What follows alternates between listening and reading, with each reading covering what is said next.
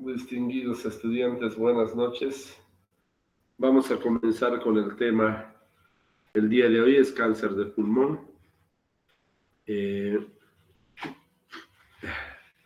Ayer les hablaba de características del cáncer de pulmón. El cáncer de pulmón, si bien su etiología más frecuente son los fumadores, también hemos visto que hay otras causas, como por ejemplo arsénico, asbesto, radiación, e incluso los fumadores pasivos, ¿no? Entonces, esas eran las causas. ¿Y qué debemos saber? Tres cosas fundamentales del cáncer. Bueno, cuatro en realidad. Uno, el porcentaje de presentación, si es periférico o central, o es decir, está en los alveolos o en los bronquios. ¿Cuál es su diseminación? Si es rápida o tardía, y si tiene un futuro tratamiento que sea adecuado. Esas cuatro, aunque el común denominador de todos estos es pues que no tienen un tratamiento adecuado porque la vía de diseminación es muy rápida. Hemos empezado ayer con el primer tipo de cáncer de pulmón, que era el adenocarcinoma. Ya estoy compartiendo, no sé si pueden ver. Sí, doctor, sí. Bueno, ya estoy compartiendo, voy a mostrar mi imagen. Y vamos a ver ahora lo que significa el adenocarcinoma. Bueno, hemos visto ayer, no se olviden localización, etcétera. Esto hemos visto, ¿no? El adenocarcinoma, un repaso, es el más frecuente, cerca a la mitad del 45%. Generalmente se localizan en la periferia, son mucosecretores, por eso es adenocarcinoma. Suele metastizar más rápido que el epidermoide. ¿Qué quiere decir? Es más agresivo que el epidermoide. Entonces eso es importante. Bueno, avancemos. El siguiente es carcinoma broncoalveolar. Es considerado una categoría del anterior. Pero ¿se acuerdan que les decía qué es lo importante periferia y parte central? Este carcinoma broncoalveolar, como su nombre lo indica, es bronco, es decir, está ahí en la imagen de la radiografía, en la parte central del pulmón, pues, aquí donde se localizan los bronquios. El adenocarcinoma generalmente es periférico. Y aquí esta es la variante, si ustedes quieren. Entonces es altamente diferenciado, diseminan a lo largo de los alveolos, pero no se olviden, van hacia los bronquios y forman infiltrados o nódulos en los bronquios que luego tienden a metastatizarse.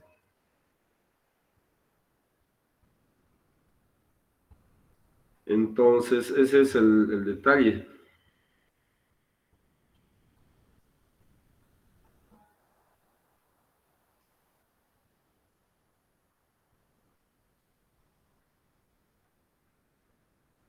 Ya, entonces ahí está, como ustedes pueden ver, esta es la variante del adenocarcinoma, que también es adenocarcinoma, también tiene esa característica, nada más que es alveolo bronquial, por lo tanto se localiza más en la parte central y es igual altamente agresivo, igual que el adenocarcinoma, y como hemos visto, es solamente una parte, ¿no? De este.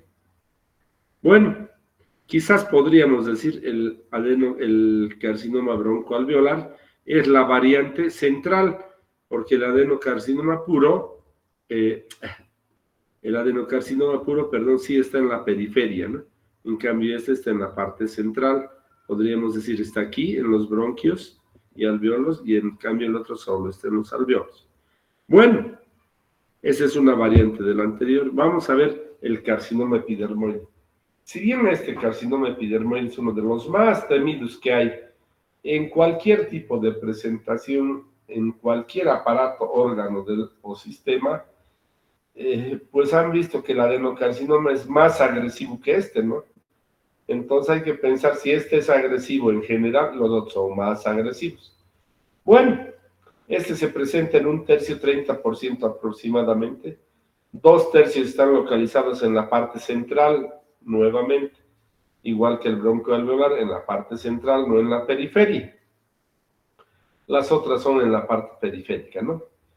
Entonces, este sí es, entre comillas, es más bueno que el otro, porque da metástasis más tardías. En cambio, el adenocarcinoma y el broncoalveolar dan metástasis más temprano porque es más agresivo, ¿no? ¿Cuál es la característica? La queratinización, ¿no? La formación de queratina. Esa es la característica, ¿no? Entonces, se puede, como es central, generalmente, se puede apreciar en los esputos, ¿no? Porque sale por los bronquios, al igual al broncoalveolar. Bueno, el siguiente carcinoma es el indiferenciado. Otro de los grandes temidos en los diferentes aparatos y sistemas. Y aquí se presenta solamente aproximadamente el 10% de los pacientes y por suerte, ¿no? Aunque hemos dicho que los adenocarcinomas son muy agresivos, ¿no? Se presentan en la periferia, da metástasis tempranas, igual que los otros, y son células anaplásicas, pleomórficas, es decir, de diferente forma, eso significa pleomórfica, muchas formas, ¿no? Entonces ahí tenemos lo que significa el de células grandes, ¿no? Ese es el 10%. Aquí vamos a ver el último, en realidad, el de células pequeñas, ¿no? El otro es de células grandes o polimórficas. Este es de células pequeñas. Con esto complementamos el 20% que nos faltaba de cáncer de pulmón. Estos están localizados en la parte central, en esta parte, no en la periférica. Entonces son metástasis muy agresivas también, de diseminación temprana. Esto es importante. Hacia el mediastino y a los ganglios, no que era la característica de los otros. Los otros son más de diseminación hematógena por contigüidad. Nos forman láminas y núcleos oscuros de células pequeñas, que es la característica del microcítico, pero sí es muy agresivo. Ahora, en todos,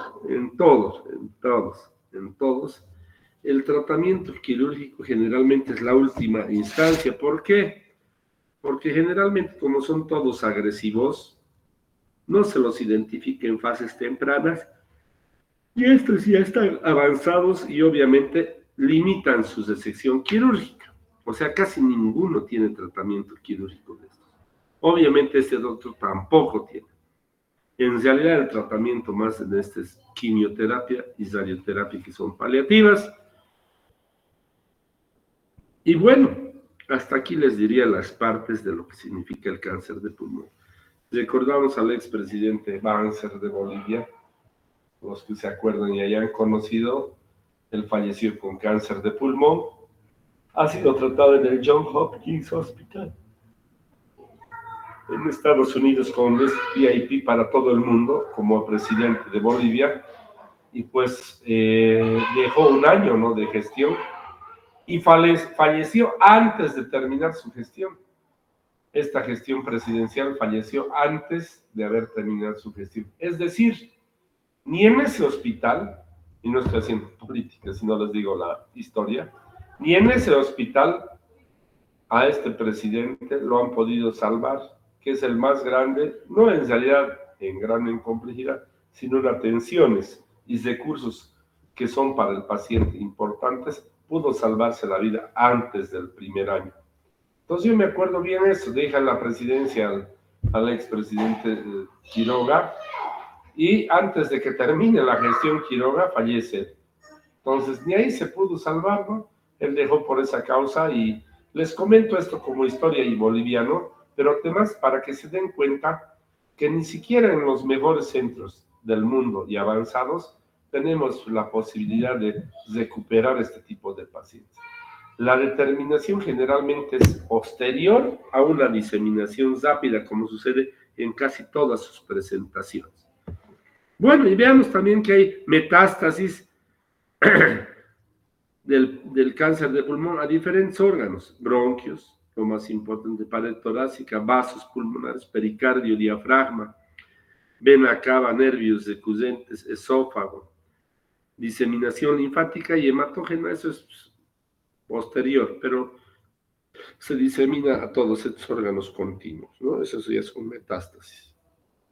Manifestaciones clínicas: la característica tos, disnea, hemóptisis. Quizás una triada, ¿no? Tos y hemóptisis, yo diría lo más importante, La disnea y el dolor preurítico es cuando ya hay afectación de la pleura parietal y eso significa metástasis. Puede haber tos, reitero, hemóptisis, disnea, sibilancias y puede haber dolor pleurítico. Bueno, el dolor pleurítico en la pared torácica generalmente se da cuando ya hay afectación y metástasis a la pared y puede producir el dolor por sensibilidad sensitiva de la vía sensitiva normal. Entonces ahí tenemos. Hay otro tipo de alteraciones como el síndrome de Pancoast que afecta a todas las partes superiores de la laringe y va a producir una zonquera y obviamente puede afectar también lo que significa la abertura torácica superior, que puede darnos también lo que significa el edema de la cabeza y extremidad superiores, como sucede también en el síndrome que hemos podido ver del estrechamiento de la abertura superior. Bueno, ¿cómo se hace? Exámenes complementarios. Esta mañana preguntaba exámenes complementarios y me responden examen clínico. No, pues, exámenes complementarios se refiere a lo extra al examen clínico. Definitivamente siempre es primero el examen clínico, pero como les he demostrado en este caso, generalmente el examen clínico aparece ya cuando los tumores son demasiado avanzados. Pero bueno, ¿qué exámenes complementarios? Eso significa laboratorial, de gabinete, histopatológico. ¿Qué es lo que hacemos? Aquí están, el primero, el simple, rayos X de tórax. Esto deberíamos tener todos con hemóptisis para detectar, ¿no? No solamente eso, sino tuberculosis. El citológico, el esputo. Broncoscopía, punción con aguja fina, TAC y resonancia magnética. Estos dos últimos nos enseñan a evidenciar sobre todo metástasis. Bueno, la clasificación TNM. La TNM se basa en tumor, nódulo y metástasis, ¿no? El tumor menor de 3 centímetros es el T1, cuando es de 3 a 5 es el T2 y más de 5 es el T3. El T4 es cuando ya invade algún tejido. N0 es cuando no hay metástasis, N1 cuando hay metástasis a los ideales del mismo lado, el N2 a metástasis ideales del mismo lado y subcorticales, ya cuando está avanzando a lo que significa la pleura, y finalmente el N3 cuando da en los lados contralaterales. Y M0, M1 es metástasis, sí o no. Bueno, el estadio, miren, es bien, no es gracioso, pero es bien paradójico esto, ¿no? Hay estadios desde el 0 hasta el 4, como en el tumor de mama, por ejemplo. El estadio 1 en el tumor de mama, pucha, la agresividad es bajísima. Pero aquí miren, la agresividad en el tumor 1 es en el de mama es 90 al 95%. Y miren, en el 1 aquí es al 50%. Es decir, la mitad tienen probabilidad de perder la vida, ¿no? Ahí está. Del 2, ni qué decir, va a ser bajando hasta el 36%, es decir, 1 de 3 tendría sobrevida. Eso es haciendo un tratamiento adecuado. Puede ser tratamiento quirúrgico, quimioterapia o radioterapia. Bueno, en realidad eso le llamamos coadyuvancia, ¿no? Veamos el tratamiento. En etapa 1 y 2, lindo sería recercar quirúrgicamente y estar haciendo la quimio y radioterapia. En la etapa 3 y 4, en realidad, generalmente solo son de tratamiento paliativo, no requieren cirugía. En el libro nos expresa que la etapa 3B puede ser no resecable, pero el 3A podría ser resecable. Entonces, yo les digo, y la verdad es que ninguno de estos cánceres tiene acción quirúrgica resectiva. Si es que encontráramos de casualidad en etapa 1, probablemente pueda mejorar, pero generalmente los encontramos en etapa 2, 3 y han visto su sobrevida. Es muy baja. Reitero, la sobrevida de los pacientes aquí está. Y obviamente la sobrevida, esto que nos da los 5 años, ¿no? Ni la mitad. Pero ¿cuál es la experiencia? Que ni al año sobreviven. Bueno, el diagnóstico rayos X, aquí están. la masa, luego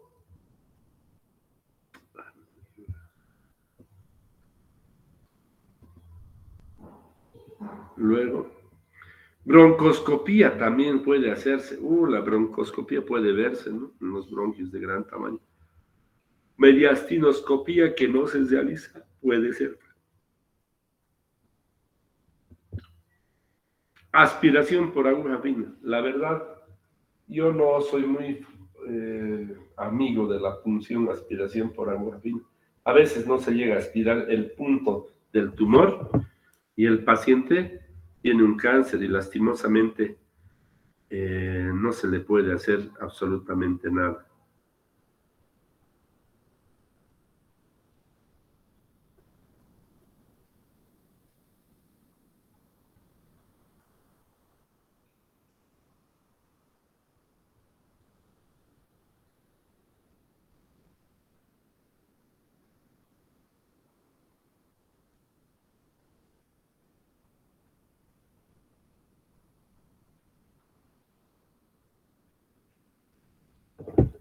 Bueno, entonces, esta punción por aguja fina, la verdad, yo la dejo muy dependiente a la operación. No, yo creo que no, en ninguno. Ahorita la biopsia por congelación o transoperatoria es la clave para diagnosticar estos tumores. Se puede pasar desapercibido en una punción mal realizada. Esa es la realidad y pues yo no la sugiero mucho. Bueno, resonancia magnética. Perdón, tomografía y resonancia magnética. Las dos son fundamentales, pero ¿para qué? Para ver solamente metástasis. Las dos, tomografía y resonancia. La resonancia complementa la TAC cuando hay duda. Cuando no hay duda, no necesitamos resonancia. Tratamiento. Bueno, como les decía, aunque el texto nos indique que la etapa 1 y 2 tienen buen pronóstico, pues yo les digo generalmente no se encuentran las etapas mencionadas. La cirugía sería linda agregar una quimioterapia, pero no son muy agresivos. La radioterapia es más un paliativo cuando no es resecable quirúrgicamente. Bueno, para terminar, irresecabilidad, que haya invasión a alguna de estas estructuras, ya sea metástasis local a los nervios, a la cava, a la arteria pulmonar, a los ganglios, al pericardio, al corazón, o que esté afectando mucha gran cantidad del tumor. En general, ya hay una diseminación que ya afecta no solo eso. Bueno, el esquema por tratamiento ya hemos visto, el estadio 1 y 2, puede hacerse lobectomía, radioterapia, quimioterapia. En el 3A también, en el 2 puede hacerse según el texto. En el 3A solamente son operables si no hay linfadenopatías. En el 3B, cuando ya hay linfadenopatías, ya no es considerado operable. Y en el estadio 4 solamente es radioterapia paliativa. Bueno, eso es lo que tenemos en cuanto al cáncer de pulmón. Reitero que toda esta información está en el Savingstone.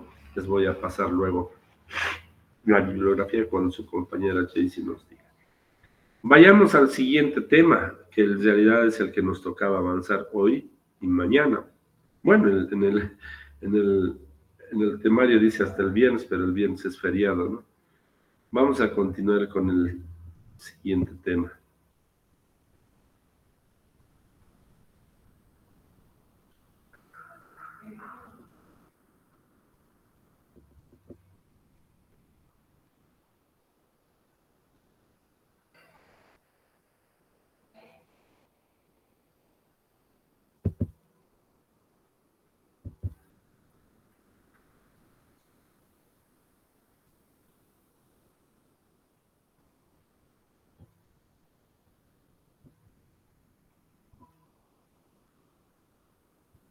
Bueno, me escuchan, pero no ven, ¿no?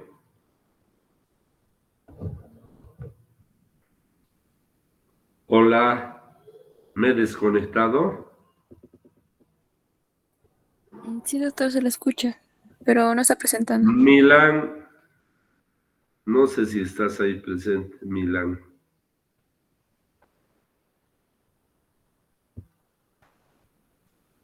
¿Está Milán? No, pero está su foto. Por eso no me gustan estas clases, la verdad son pocos los que atienden. Irineo Laura, ¿está o no? Carlos Marcio, ¿está?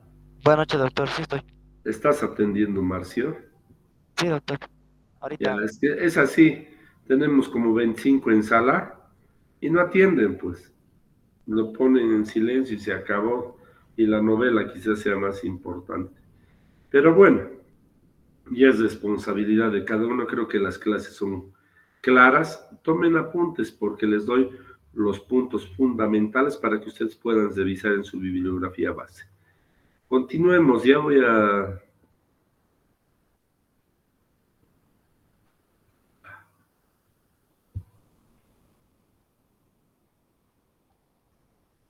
Ya estoy compartiendo, no sé si ya pueden ver. ¿Pueden ver? Sí, doctor, se ve. Quizás este es el tema más amplio, cardiopatías congénitas. Como les digo, es hasta el viernes. No creo que avancemos viernes, pero si no, el lunes vamos a retomar la charla y el avance, ¿ya? Está Cardiopatías bien, congénitas. doctor. ¿Qué significa eso? Que uno nace con un defecto en el corazón, ¿no ve? Y aquí vamos a ver, se clasifican en dos grandes grupos. No han llevado pediatría todavía, ¿no? Pero en embriología han llevado esto, ¿no? Carlos Marcio han llevado eso en embriología. Sí, doctor. Llevamos. Este es un repaso de lo que se puede hacer con las cardiopatías congénitas. La mayor de estas cardiopatías, la mayor parte, solo son, este, solo son, este, ¿cómo se llama? Operables en la infancia. Generalmente no los vemos en el adulto. Y es que me parece no un exceso, pero es una repetición, que es el aprendizaje significativo, que lo llevemos en cirugía. Pero vamos a ver, se clasifican en cianóticas y acianóticas. ¿De acuerdo a qué? A que la sangre vaya por el sistema venoso o por el sistema arterial. Aquí está nuestro tan lindo corazón. Están viendo, ¿no? ¿Ven el cursor también, Carlos Marcio? Sí, doctor. Se ve. Aquí está aurícula izquierda, aurícula derecha, ventrículo derecho, ventrículo izquierdo. Y la circulación normal es que del ventrículo izquierdo sale arteria, sangre desoxigenada, va a la aorta y se distribuye en todo el organismo. En la aurícula izquierda vienen las venas pulmonares que tienen sangre oxigenada, no se olviden, ¿no? Que llega a la aurícula y va al ventrículo y sale así.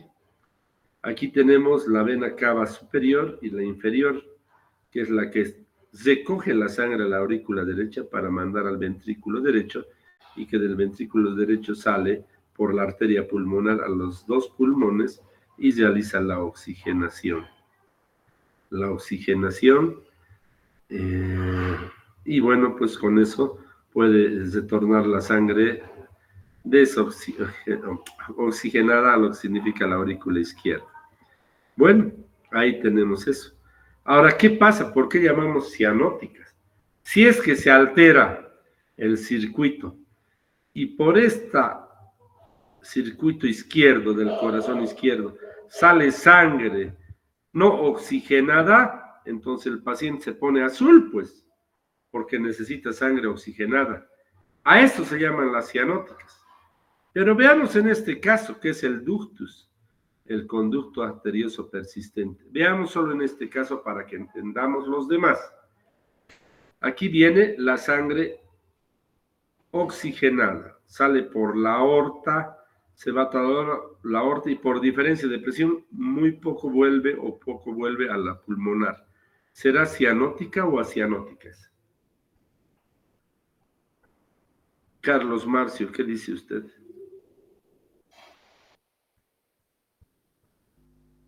Creo que es cianótica, doctor. No.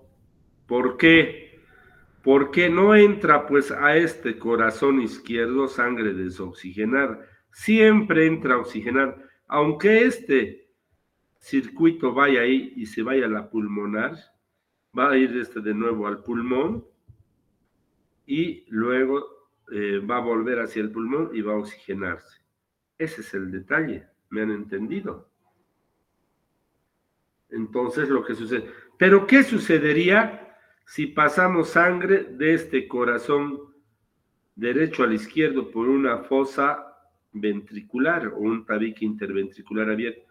Se va a pasar la sangre desoxigenada y ahí sí va a mandar sangre desoxigenada. Esa sí es cianótica. ¿Han entendido? No significa, cianótico significa que tiene que seguir su circuito el arterial sin interrupciones, es decir, sin que se fluya de la parte derecha a la izquierda. Si hay un reflujo de la parte derecha a la izquierda, ahí es cianótico. Por la presión excesiva, por la diferencia de presión, siempre la arterial va a llevar a la venosa y pues obviamente se va a oxigenar, o sea que estas son patologías acianóticas. Bueno, y veamos entonces con ese concepto previo que es importante. Y la cianosis, obviamente, si hace ejercicio, de por sí te pones cianótico y si no tienes sangre oxigenada, seguro te da un síncope y te desmayas, ¿no ves? Bueno, ¿y cuál es la epidemiología? 1 de 100, dice, cardiopatías. Pucha, es una pena, ¿no? 1 de 100. Aunque no es nuestra, siempre les digo, esta epidemiología no es nuestra, es pues lastimosamente la epidemiología que tenemos en...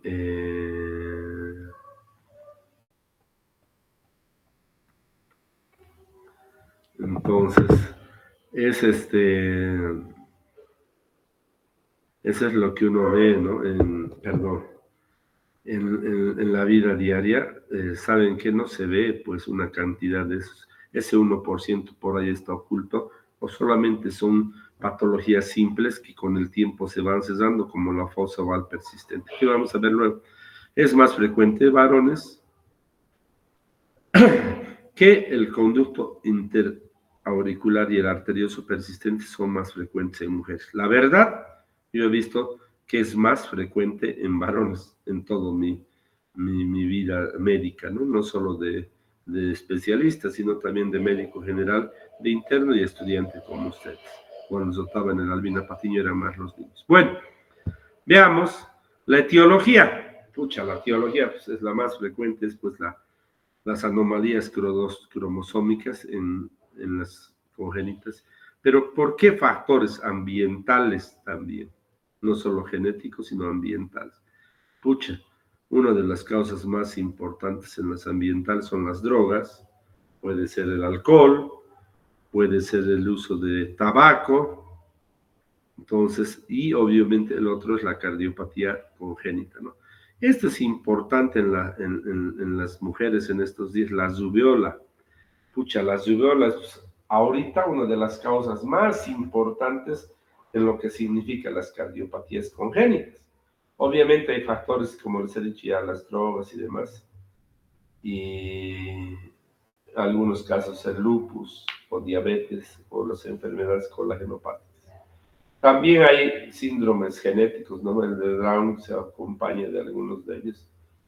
La trisomía 13, síndrome de Turner, de Marfan, que ustedes han llevado eso en biología y no las voy a repetir.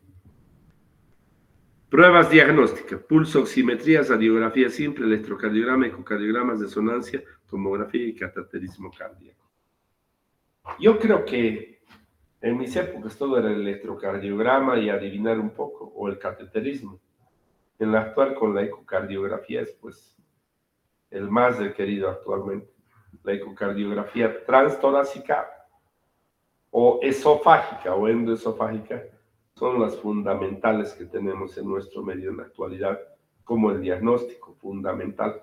Ahorita las ecocardiografías no son el boom, pero es el diagnóstico base. Ahí les dice, hay un defecto en tal lugar, estás defluyendo sangre del ventrículo a la aurícula, estás defluyendo sangre de la aorta hacia a la pulmonar, estás defluyendo sangre de tal lugar, su valor de eyección es baja, el diámetro de la válvula es estrecho. Por lo tanto, si ustedes ven todos estos diagnósticos complementarios, el fundamental en la actualidad es la ecocardiografía. El cateterismo sigue siendo quizás yo diría hasta el más certero de todos ellos, porque identifica exactamente dónde y cómo sucede la patología. Y hablábamos de las cianóticas y acianóticas. Están las cianóticas, son las que hacen un cortocircuito de derecha a izquierda, es decir, rompen esa estructura de la derecha a la izquierda. Es decir, se pasa sangre del corazón derecho al izquierdo, no del izquierdo al derecho, porque ahí no hay cianosis. Esas son las acianóticas. Las acianóticas generalmente son más benignas, entre comillas, no solo por el tipo de patología que tienen, sino también por lo que significa su presentación y su resolución quirúrgica. Entonces, ahí tenemos eso. Bueno, veamos. Cortocircuito de izquierda a derecha, o de izquierda a derecha, ya les vuelvo a decir. De izquierda a derecha está el conducto arterioso, comunicación interventricular, interauricular, etcétera, etcétera. No hay aquí una cianosis, ¿no ven? Cuando hay de derecha a izquierda, sí se presenta. Ahí vamos a ver con las como se tetralogía de Fallot, atresia pulmonar, ventrículo único, etc. O lo que significa la mezcla total de las...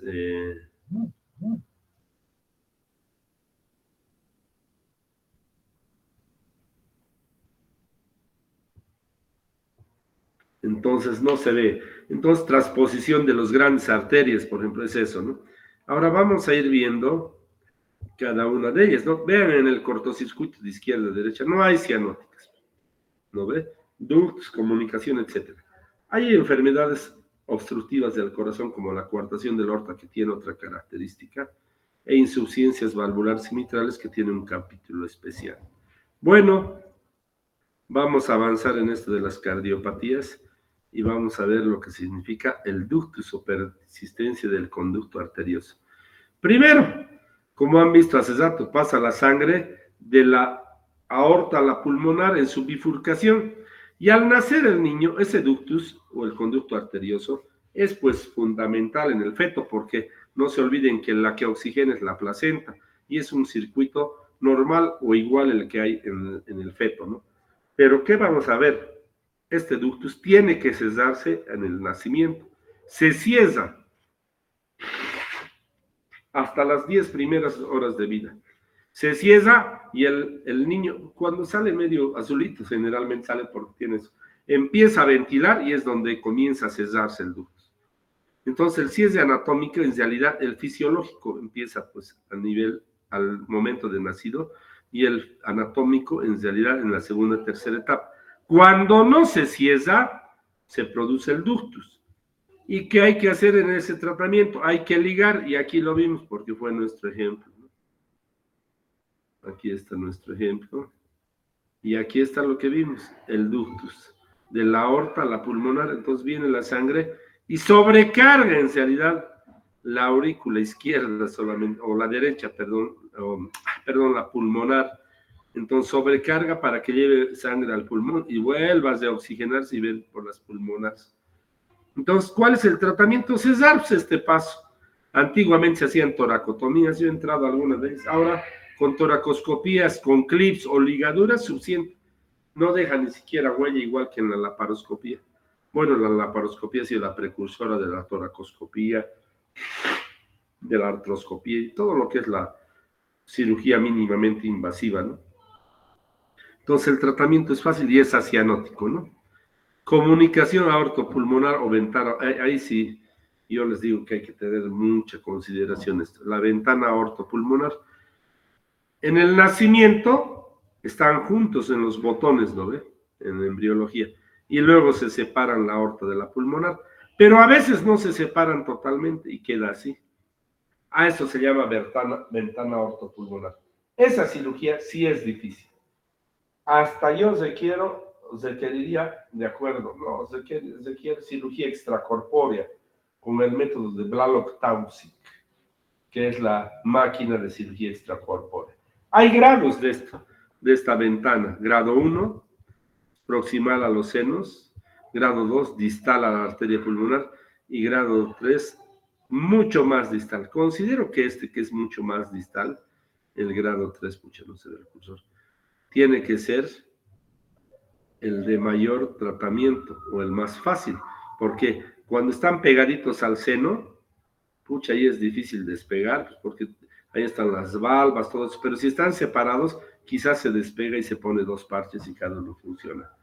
El tratamiento quirúrgico es la división completa y separación con parches independientes.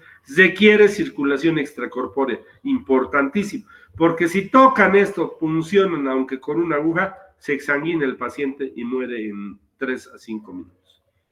Bueno, comunicación interauricular es una de las más pervisivas, las más frecuentes que existe. Entonces es la falta del cierre de la fosa oval, que aquí está. Falta el cierre de la fosa oval, que es el seno oval, que está abierto también en el nacimiento, y se cierra luego del nacimiento, pero en algunos casos no se cierra, y al no cerrarse va a dejar una comunicación pues entre la aurícula izquierda y derecha, y como verán, el paso es de la izquierda a derecha, entonces no hay cianosis, porque no pasa de derecha a izquierda debido a la alta presión. Entonces, ¿qué pasa? Va a llegar al corazón del pulmón desoxigenada, aquí a la aurícula, y se va a pasar a la aurícula derecha y va a volver nuevamente a lo que significa la cava y demás, y no va a producir cianosis. ¿Pero qué va a producir? Una disminución de ¿qué? Del gasto cardíaco. ¿Por qué? Porque esta aurícula va a mandar sangre aquí y no al ventrículo, y el ventrículo ¿qué va a hacer? Va a tener que mandar más sangre cada vez, y ese es el mecanismo compensatorio.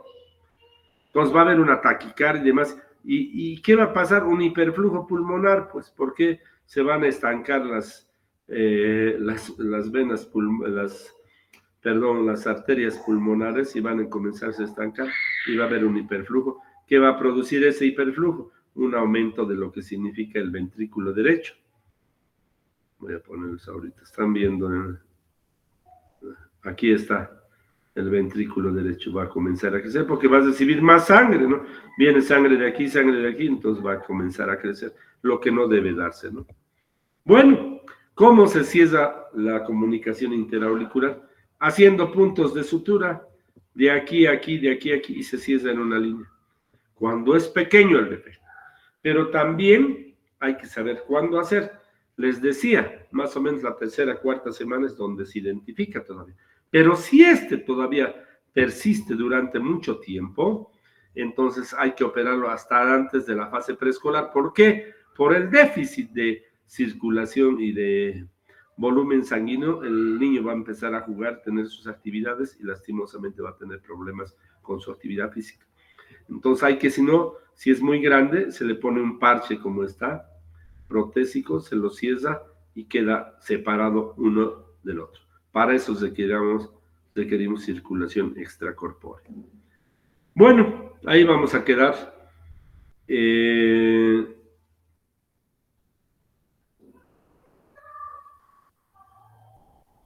Hemos entrado, creo, en hora, aunque unos segundos más tarde. Estábamos listos para comenzar, pero mañana nos vemos a las 18 horas. Quiero decirles algo, jóvenes. Mañana yo hago turno en el hospital. A veces entro a cirugía de urgencia y obvio no puedo dejarlo al paciente y le digo, tengo pues cirugía o tengo clase a las 6. Si hubiese algún contratiempo, su compañera Jaycee, me va a llamar y me va a decir, doctor, vamos a entrar a las 6, o quizás si es que hubiese algún procedimiento, sería a las 8 como el martes, porque los martes y jueves ustedes no tienen otra clase después de medicina interna. Si tienen alguna duda o pregunta, estoy para resolver y poder conversar con ustedes. Y para que me vean, aquí estoy presente. ¿Alguien quiere comentar algo? No.